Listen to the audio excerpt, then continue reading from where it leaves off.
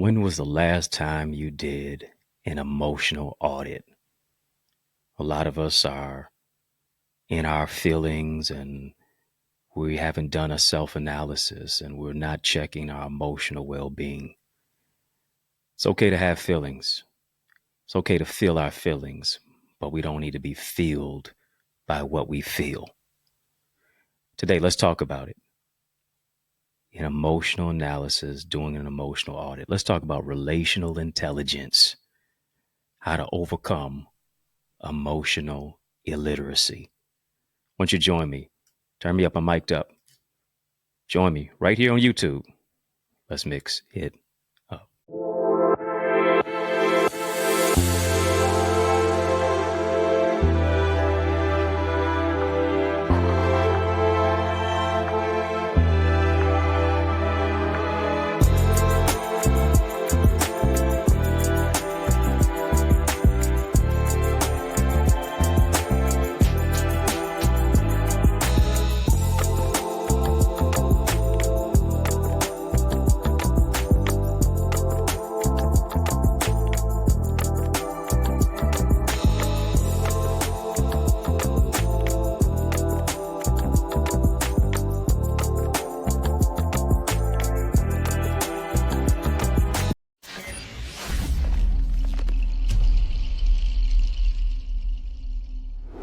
Thank you so much for tuning in, for joining me today. We are talking about relational intelligence, doing an emotional audit, overcoming emotional illiteracy. And to do that, we have to do an inductive self analysis. We have to really look within ourselves, peer within what is going on internally within us so that we are not ignorant and even negligent when it comes to what we need and how we can show up for ourselves, but also other people when it comes to the totality of relationships.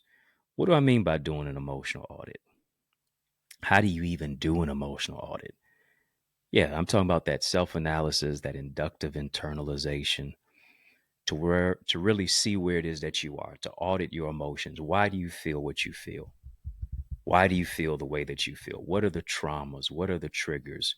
What are the things that are so rooted deep internally and within your psychology? It is Dr. Sigmund Freud who said, we are in adulthood what we have experienced in childhood.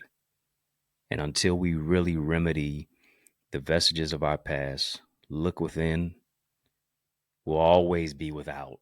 Unless we look within, we will always be without. Here are some things that you can do to do that emotional audit, to do that level of relational intelligence testing internally, so that you are not emotionally illiterate. People these days were just saying, listen, I only catch flights. I don't catch feelings. Right? They want to take the E off of emotion and just make motion. No, you need both. You need emotions and you also need motion. However, you don't need emotions to run you. Unchecked emotions can wreck your life. Nothing wrong with having emotions. It's just wrong when emotions have you. It's just wrong when you make emotions as leaders. Emotions are bad leaders. Can't be led by your feelings. Got to place faith over feelings.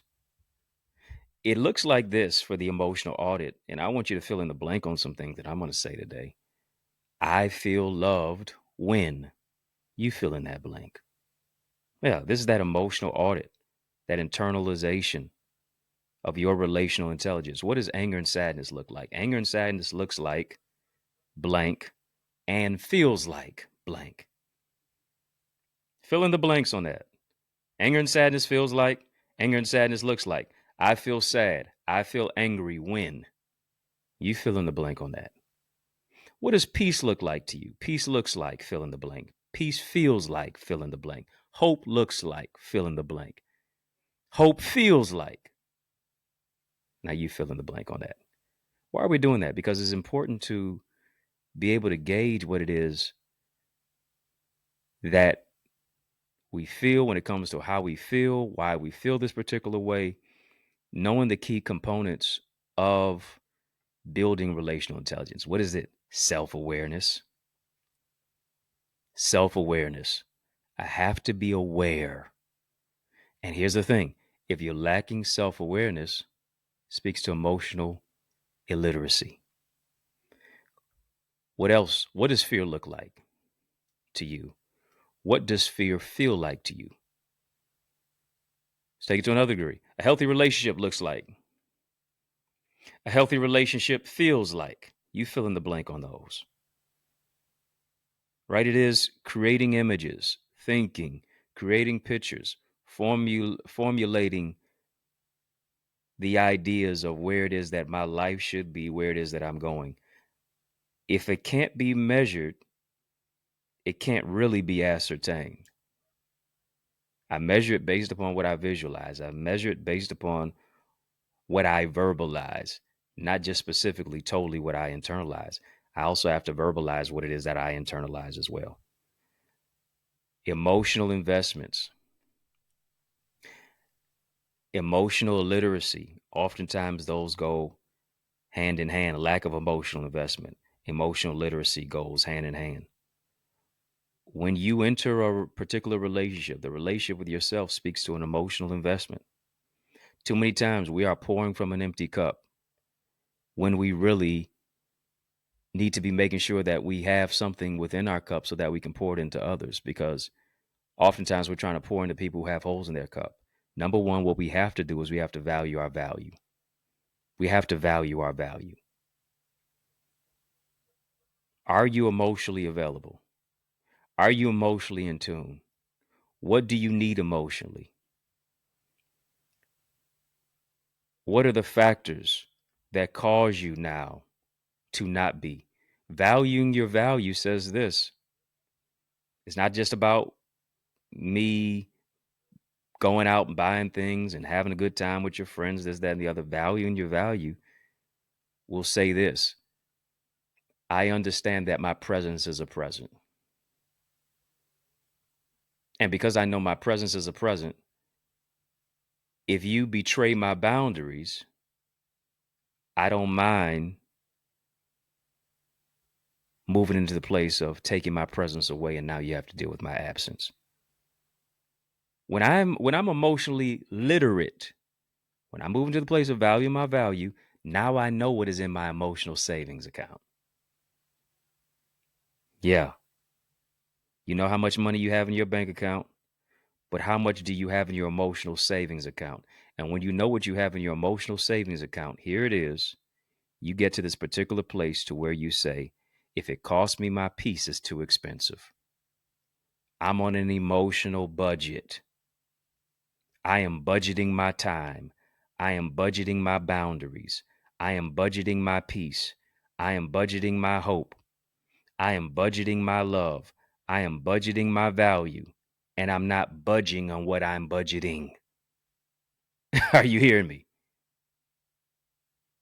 Based on love or lack thereof is oftentimes indicative of how you live. It's Socrates who said this. He put it this way. The unexamined life is not a life that's worth living. I have to re-examine my life. I have to see what it is that I'm doing with my life. Why is it that I feel this particular way? What is going good? What is not going good? What are the strengths? What are the weaknesses? What are the opponents? What are the threats? What are the challenges of what it is that I'm experiencing? So that when I'm emotionally available enough to know what's in my emotional savings account, I'm emotionally literate, not illiterate. Here it is. I know how to read people. I know how to read my emotions. I'm not blind to it. I'm alive to it. I see it. So that I don't confuse an attachment with an assignment. So that I understand the difference between just because people are around me does not necessarily mean that they are with me. So I'm not around those individuals who will continue to drop me when they should be elevating me. So I'm not confused. So I don't move into a place of misuse. And here's the thing. When you value your value, now you overcome emotional literacy. Emotional literacy, the signs of that speak to those individuals who react impulsively. They are prey to other people's emotions. They are prey to anger and hatred and resentment and fear. And when those things trigger them, now they react. They don't respond. They are a thermometer and they are not a thermostat. Emotionally illiterate people don't take into account the emotions of other people. It's all about them. It's all about I, and give the rest of the vowels back. They don't put their feet in other people's shoes. They don't try to step into the emotions of other people and why it is that they may be feeling a particular way. They always collapse before obstacles. They always collapse in the face of obstacles. And because they collapse in the face of obstacles, here's what they think now. They think that they are worthless. They are a victim to their emotions rather than taking control of their own life and then being able to make sound, healthy choices and healthy decisions. Individuals who are emotionally illiterate can never turn the page on the past. Right? They continue to reiterate the past, continue to bring up their own missteps, mishaps, mistakes, when on the contrary, individuals who are emotionally literate have self-awareness. They have self-control. They are empathetic. Very, very key, very important. They value their value. Secondly, here's what we got to do. We have to guard our garden. We have to guard our garden. What am I talking about? Guarding the garden of your mind. Have to guard the garden of your mind. Your thoughts, your mind, your will, your emotions. Very key, very necessary, very important. Setting up boundaries in your mind. Why? Because now I am protecting who it is that I am. I'm valuing myself. I'm moving into the place to where I'm guarding my heart. I'm guarding the garden of my mind. It wasn't them that necessarily betrayed you. You allowed yourself to be betrayed. Simply because the boundaries that you didn't set. You allowed them to treat you that particular way. When you think about this in Genesis, that Adam and Eve were in the Garden of Eden that God had set up. And here it is. God placed a boundary in the garden and said, listen, you can touch any tree except the tree of the knowledge of good and evil. You can have any tree. He didn't make the tree radioactive. He didn't place barbed wire around the tree. He told Adam clearly, and Adam, I'm sure he reiterated that to Eve. However, they transgressed against the boundary. And so here's what happened. Because they did not take into account the penalty of what could take place based upon them transgressing. Now, here's what had to happen. God had to put them out. Guarding your garden says this, as a man thinketh in his heart, so is he. I got to focus on what is going on. What is the seed in my mind? What seeds am I planting? Seeds are being planted in your mind based upon what you watch. Seeds are being planted in your mind based upon who you listen to. Seeds are being planted in your mind based upon who you talk to. Are those seeds of strength, seeds of doubt, seeds of weakness, seeds of worry, or seeds of me being a warrior?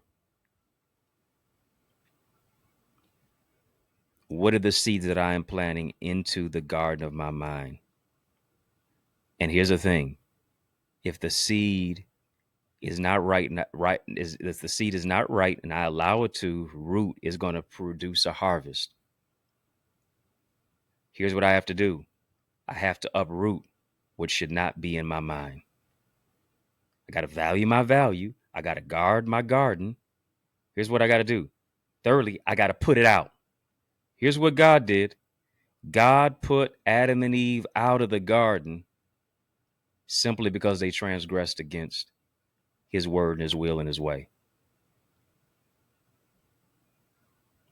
Listen, Your garden should be one of love, peace, serenity, healing, and joy. If that is not in your garden, everything that is contrary to that, put it out. No. I've tripped over too many negative experiences long enough. I'm putting it out. Don't bring poison ivy into my garden. Don't bring weeds of worry into my garden. Only seeds of strength. This is my safe space. This is my safe space. This is my safe place. Put a distance between what does not protect your emotional wellness. You got too much value to go through life limping when you've been called to leap. You got too much value to go through life suffering in silence. You're too gifted to be suffering in silence when you created to soar. Move into the place of emotional wellness. Overcome emotional illiteracy. Tap in. Don't live life on autopilot. Check out your mental health. Come on, what's going on in that mindset of yours? What are you thinking about? What you're thinking about will either cause you to go through life limping or leaping. It's going to cause you to accomplish, flourish, or perish. This is what it's all about. Relational intelligence, and how you relate to you is indicative of how you're going to relate to other people too. Yeah. Relational intelligence. You don't want to be emotionally illiterate or pessimistic. You want to be empowered and optimistic. This is what it is right here on In the Mix. Yours truly, Dr. Eddie. Listen, if you're not a part of my Eagles community, I want you to join me. TheEaglesAcademy.com. Go there, check it out. Be a part of it. We're doing the healing, the empowerment from the inside out so that you can soar without a doubt. TheEaglesAcademy.com. Be a part of my amazing online community. I'd love to see your face in our digital space. Of course, yours truly, Dr. Eddie, your main man, 100 grand, your brother from another mother. And I mean that. Yours truly, yes, wishing you nothing but greatness and empowerment. Your main man, 100 grand. And of course, empowering you to level up each and every single day. I believe is going to be bigger, better, and brighter for you. Peace and a whole lot of love. Keep soaring higher. You know, I realize the extent of your development is connected to the extent of your investment. What I mean, invest little, develop little. But we're investing much into you as you invest in yourself by developing your purpose, developing your goals and your dreams and your ideals and your ideas, shifting you from ideas to income. Where does this all happen at? I'm so glad you asked. It takes place in our Eagles Academy. All you have to do is go right now to theeaglesacademy.com, tap the join now button, fill out the form, be transformed to shift your ideas into income, your contacts into contracts, really to grow your ideas, your impact, and your influence. You owe it to you to invest in you. And as a result of it, now you are able to be coached and mentored and be a part of our live trainings with yours truly. Yeah, with me, along with a host of other leaders and trendsetters and trailblazers and accountability partners. No one grows in a silo. The power of mentorship, it takes what I've learned in years and months and I give it to you in minutes. What I've learned in decades and I can give it to you in days. To be a part of our private Facebook group, to get guided feedback through our Eagles Nest reflections, to get access to all of the content, all the live sessions and the trainings of business development, of financial stewardship, of the impact and empowerment that only takes place when you go right now to theeaglesacademy.com. Again, when you get there, tap the join now button, fill out the form, be transformed. But it doesn't just stop there. You want to develop your book? Then guess what? You are an aspiring author. You need to get my bestseller book blueprint. It's available right now. accessidentity.org/author. All of the insight of what it is that I have used to write 18 books and be a best-selling author. You owe it to you to get your hands on that. You also owe it to you to get my Successful Speaker Strategies download.